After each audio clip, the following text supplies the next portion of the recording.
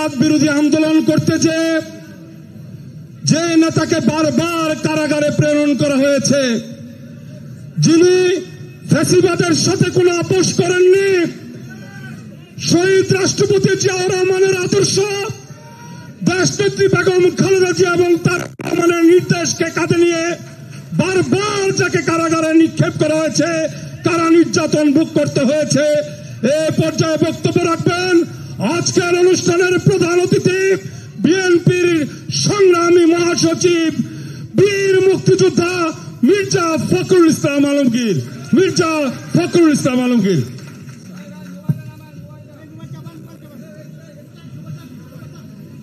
বিসমিল্লাহির রহমানির রহিম। আমার মনে পড়ে বেশ কিছুদিন আগে আমরা বোধহয় একটা বৃক্ষরোপণ কর্মসূচির জন্য এই এলাকায় এসেছিলাম। খুব পুলিশের ভয়ে, পুলিশের নির্যাতনে খুব ভালোভাবে সেই অনুষ্ঠানটা করা যায়নি। আজকে খুব ভালো লাগছে যে আমরা আজকে এখানে অনেক মানুষের, অনেক ভাইয়ের, অনেক মা বোনের সঙ্গে একসাথে হতে পেরে এই রমজানের মাসে আমরা একত্রিত হতে পেরেছি। আমি পরম করুণাময় আল্লাহ তাআলার কাছে সেজন্য শুকরিয়া আদায় করছি। বিসমিল্লাহির রহমানির রহিম। বিএনপির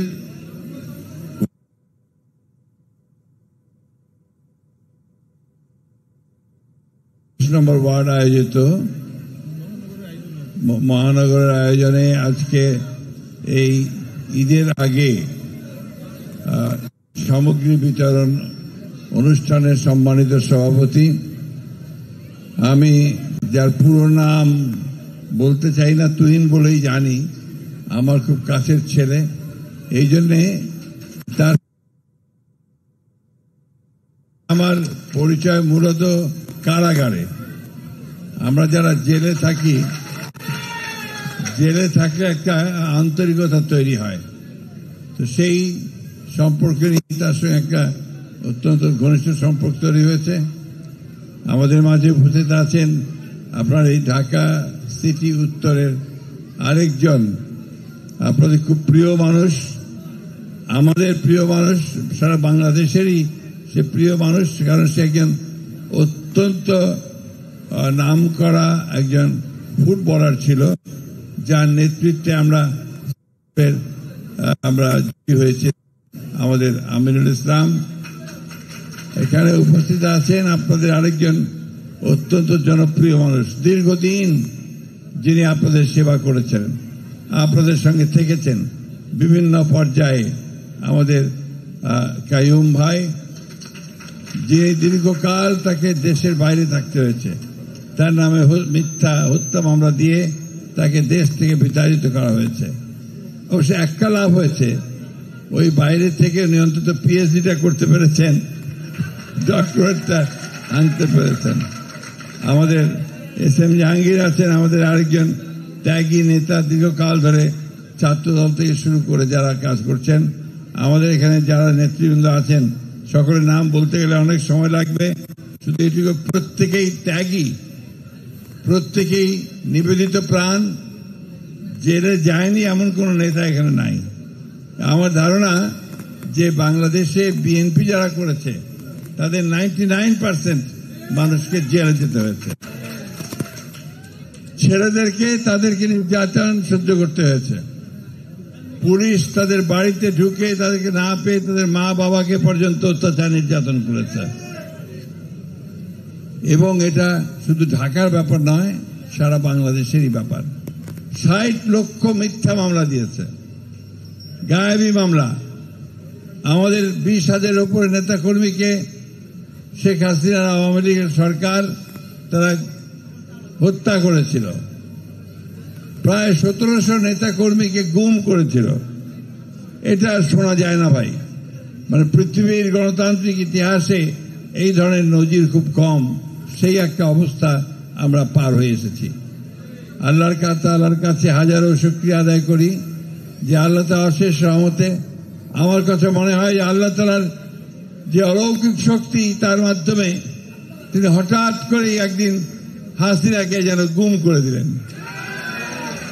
হাসিনা গুম হয়ে গেছে আল্লাহ তাআলার নির্দেশে, ঠিক না? যে অত্যাচার নির্যাতন তিনি মানুষের উপরে করেছেন, সেখান থেকে আপাতত আমরা মুক্তি পেয়ে একটা মুক্ত জায়গায় আমরা বিরাজ করছি। আজকের এই অনুষ্ঠানটা হচ্ছে আমাদের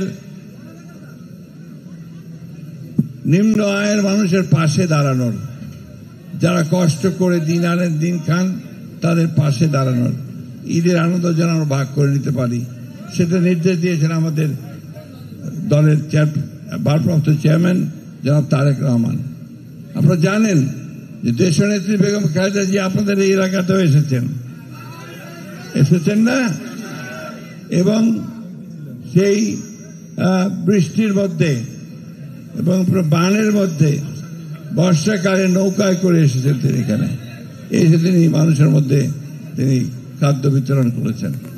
তাকে দীর্ঘ 6 বছর তারা বন্দী করে রেখেছে।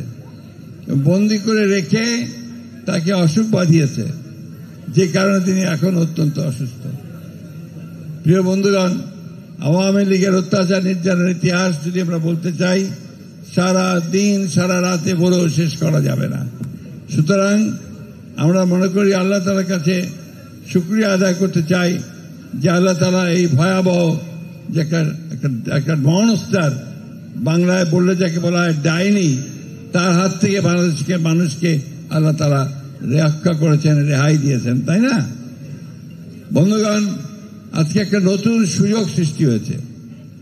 আমাদের মানুষ, আমরা 15 বছর এই মানুষগুলো যুদ্ধ করেছে, সংগ্রাম করেছে, লড়াই করেছে। আমাদের ছেলেরা শেষ সময়ে তারা 34 দিন তারা সংগ্রাম করেছে, লড়াই করেছে, এবং তাদেরই সম্মিলিত প্রচেষ্টায় আমরা 5ই আগস্ট এই ভয়াবহ দানবের হাত থেকে মুক্তি পেয়েছি। ঠিক, এখন তো আমাদের সামনে একটা নতুন স্বপ্ন, যে খুব অল্প সময়ের মধ্যে এই যে সরকার এসছেন, ডক্টর ইউনূসের সরকার, আমরাই তাকে নিয়ে এসেছি, যে তিনি তার প্রধান দায়িত্ব যেটা হচ্ছে যে অতি অল্প সময়ের মধ্যে তিনি সবকিছু গুছিয়ে নিয়ে একটা লেভেল প্লেইং ফিল্ড তৈরি করবেন, এবং সেখানে তিনি একটা নির্বাচনের ব্যবস্থা করবেন। আমরা যখনই নির্বাচনের কথা বলতে চাই, তখন কিছু কিছু মানুষ আছে বলে, আরে বিএনপি শুধু নির্বাচন করে। তো নির্বাচনই তো করব, কারণ সমস্ত সংগ্রাম তো আমাদের হয়েছে নির্বাচনের জন্য, এবং সেই নির্বাচনের মধ্য দিয়ে আমরা যদি একটা সরকার গঠন করতে পারি, তাহলে আমরা জনগণের কাছে যে প্রতিজ্ঞা করেছি 31 দফা, যার মধ্যে দেশটাকে সুন্দর একটা দেশ তৈরি করবার কথা বলা আছে, সেই 31 দফাকে আমরা বাস্তবায়িত করতে পারবো। কিন্তু নির্বাচন যদি না হয়, তাহলে কে করবে সেটা? জনগণের সমর্থন তো সরকারের পেছনে থাকতে হবে। এই সরকার যে আছে, এটাকে আমরা সমর্থন দিচ্ছি। কেন দিচ্ছি? আমরা চাই যে এই সরকার খুব দ্রুত তারা সবকিছু ঠিকঠাক করে নির্বাচনের ব্যবস্থা দেবেন।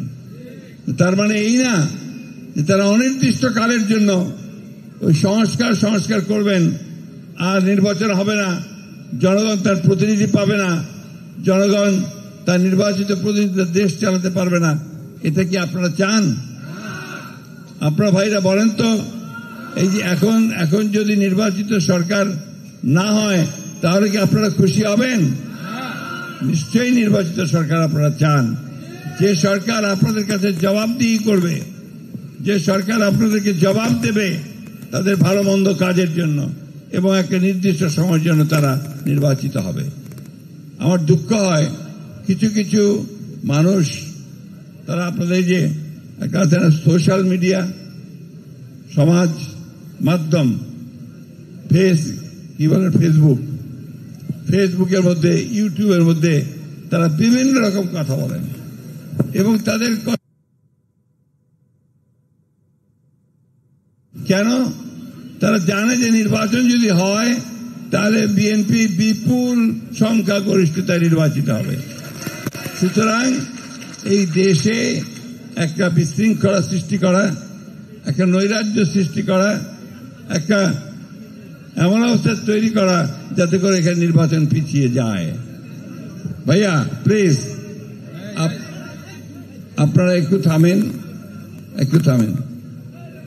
আমি এই কথাগুলো বলছি এই জন্য যে আমরা খুব কষ্ট পাই, যারা আমরা এই 15 বছর ধরে সংগ্রাম করলাম, আমরা লড়াই করলাম, আমাদের এই ভাইয়েরা, ছেলেরা, মেয়েরা, এমনকি আমাদের মা বোনেরা পর্যন্ত কেউ মাপ পায় নাই। তাদেরকেও জেলে যেতে হয়েছে, আমাদের বন্ধুদেরকেও জেলে যেতে হয়েছে। আমরা লড়াই করেছি কিন্তু একটা মাত্র কারণে, যে একটা সুখী, সুন্দর, সমৃদ্ধ বাংলাদেশ গড়ে তুলব। কিন্তু তারা ভুল ব্যাখ্যা দেয়, ভুলভাবে চিহ্নিত করে, চিত্রায়িত করে। তারা বাংলাদেশে একটা নৈরাজ্য সৃষ্টি করতে চায়, তারা বাংলাদেশে বিভাজন সৃষ্টি করতে চায়। আমরা সেই বিভাজন আর সৃষ্টি করতে দেব না। আমরা আমাদের নেতা তারেক রহমান সাহেবের নেতৃত্বে আমরা অবশ্যই সমস্ত জাতিকে ঐক্যবদ্ধ করে আমরা জনগণের সরকার প্রতিষ্ঠা করে, জনগণের পার্লামেন্ট তৈরি করে আমরা দেশের সমস্যাগুলো সমাধান করার চেষ্টা করব। আপনাদের কাছে আমরা আগেও কথা দিয়েছি, এখনো কথা দিচ্ছি, এই দল কার তৈরি করা দল? শহীদ প্রেসিডেন্ট জিয়াউর রহমানের তৈরি করা দল, তাই না? তিনি প্রথম বাংলাদেশে সংবিধানের মধ্যে বিসমিল্লাহির রহমানির রহিম তিনি সন্নিবেশিত করেছিলেন, করেননি? তিনি বলেছিলেন আল্লাহর উপরে অবিচল আস্থা ও বিশ্বাস তিনি সংবিধানের মধ্যে নিয়ে এসেছিলেন, তাই না? আমরাই সেদিন ভারতের যে আগ্রাসী মনোভাব, তার বিরুদ্ধে আমরা সংগ্রাম করেছি, লড়াই করেছি। আমরাই তিস্তা নদীর পানির জন্য সংগ্রাম করেছি, লড়াই করেছি। শুধু তাই নয়, তিস্তা নদীর তীরে গিয়ে আমরা সেখানে প্রোগ্রাম করেছি জনগণকে সঙ্গে নিয়ে। বন্ধুগণ, ফারাক্কার পানি আমরাই আদায় করেছি। এই বিএনপি সমস্ত পরিবর্তন এনেছে, সংস্কার যা কিছু আনার বিএনপি এনেছে। একদলীয় শাসন ব্যবস্থা করেছিল শেখ মুজিব, বাকশাল, সেইখান থেকে বহুদলীয় গণতন্ত্র নিয়ে এসেছিল আমাদের প্রেসিডেন্ট জিয়াউর রহমান। বহুদলীয় গণতন্ত্র, সংবাদপত্রের স্বাধীনতা এবং আপনার সংসদীয় গণতন্ত্র, পার্লামেন্টারি ডেমোক্রেসি, এটাও বিএনপি নিয়ে এসেছে। আর তত্ত্বাবধায়ক সরকারের অধীনে নির্বাচন, মনে আছে বারবার আমরা লড়াই করেছি, সংগ্রাম করেছি। ইলেকশন হবে নিরপেক্ষ সরকারের অধীনে, 3 মাস নিরপেক্ষ সরকারের অধীনে থাকবে সরকার, চালাবে সরকার। সেই সময় সবাই নিরপেক্ষ থেকে ভোট দেবে। আমার ভোট আমি দেব, যাকে খুশি তাকে দেব, তাই না? এই একটা অবস্থার মধ্যে দিয়ে আমরা নির্বাচনটা চাই। আমরা এখনো বলছি, আমরা এখন রাস্তায় নামি না, আমরা মানুষের কাছে যাচ্ছি। এই ঈদ সামগ্রী নিয়ে, ইফতার সামগ্রী নিয়ে, তাদের সুখ দুঃখে তাদের পাশে গিয়ে দাঁড়াচ্ছি। কিন্তু আমাদের স্বার্থে যদি, জনগণের স্বার্থে যদি কোনো বিঘ্ন সৃষ্টি করা হয়, তাহলে বিএনপি আবার মাঠে নামবে। মাঠে নেমে তারা দাবি আদায় করে নিতে যান। আমি কথাগুলো বলছি এই জন্যে যে আমাদেরকে প্রস্তুত থাকতে হবে। ষড়যন্ত্র হচ্ছে, চক্রান্ত হচ্ছে দেশে বিদেশে, আপনাদেরকে আবার আপনাদের ভোটের অধিকার থেকে বঞ্চিত করবার জন্য। আমরা সেটা হতে দেব না। খুব পরিষ্কার কথা, যে যেখানে থাকেন, সে ইংল্যান্ডে থাকেন, ফ্রান্সে থাকেন, আর আমেরিকায় থাকেন, আর সেখান থেকে মানুষকে উত্তেজিত করবার চেষ্টা করেন, বিভাজন সৃষ্টি করার চেষ্টা করেন। আমরা মানুষের সঙ্গে আছি, আমরা মানুষের সঙ্গে থেকে রাজনীতি করছি। সুতরাং আমাদেরকে কেউ বিপথে পরিচালিত করতে পারবে না, বাংলাদেশের মানুষকেও কেউ বিপথে পরিচালিত করতে পারবে না। খুব পরিষ্কার কথা, আমরা ভারতের পক্ষেও নই, আমরা পাকিস্তানের পক্ষেও নেই, আমরা আমেরিকার পক্ষেও নেই, আমরা ইংল্যান্ডের পক্ষেও নেই, আমরা বাংলাদেশের পক্ষে। আমাদের নেতা তারেক রহমান সাহেবকে পরিষ্কার করে বলেছেন, সবার আগে বাংলাদেশ, আমরা বাংলাদেশ। আর বক্তব্য বাড়াবো না। বন্ধুগণ, আপনারা সবাই সজাগ থাকবেন, সতর্ক থাকবেন। ষড়যন্ত্র চক্রান্ত শেষ হয়নি, সমস্ত ষড়যন্ত্র চক্রান্তকে ব্যর্থ করে দিয়ে বাংলাদেশের জনগণের সরকার আমরা প্রতিষ্ঠা করব ইনশাআল্লাহ। আসুন আজকের এই পবিত্র রমজানের সময়ে আমরা আল্লাহ তার